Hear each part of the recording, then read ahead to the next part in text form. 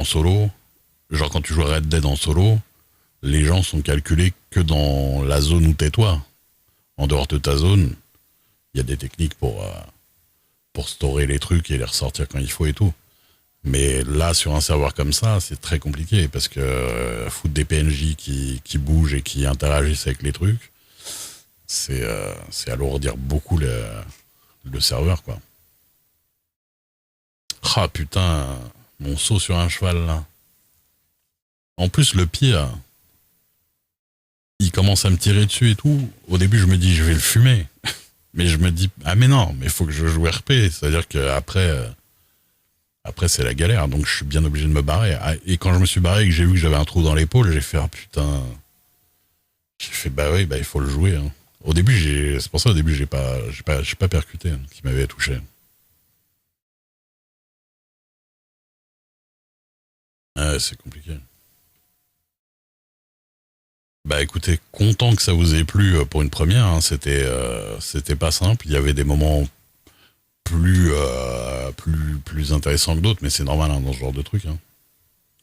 C'est normal, mais je suis content parce qu'il y a eu plein de situations, tu vois. C'est pas juste, je me suis un peu ennuyé, j'ai vu deux trois personnes et puis je me suis ennuyé. Il s'est passé vraiment plein de trucs.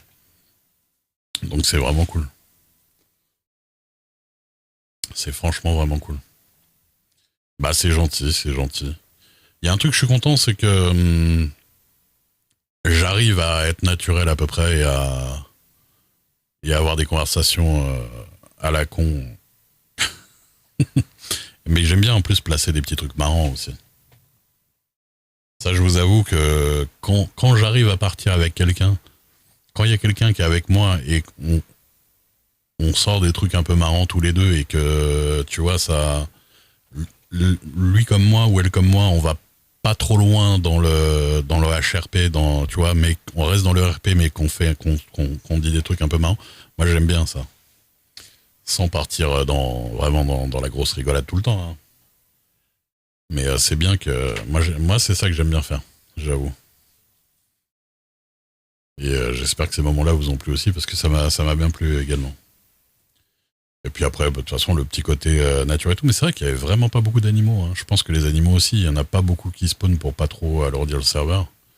Du coup, euh, du coup, bon, bah, quand tu chasses, faut chercher un peu. Bah, après, il y a des moments où je suis tombé sur deux, trois trucs d'affilée. Mais ouais, il va falloir que j'apprenne comment vendre le produit de ma chasse et compagnie, quoi. Au pire, je demanderai une game, hein, de toute façon. C'est ça l'avantage, c'est un monde où tu rentres dedans, t'apprends directement dans le monde, quoi. Il y a des zones avec des ours et des pumas. Bah après, si tu parles du jeu normal, je le connais par cœur, hein, parce que j'ai 350 heures, j'ai chassé tous les animaux qui existent. Mais après, c'est est-ce qu'ils vont y être ouais.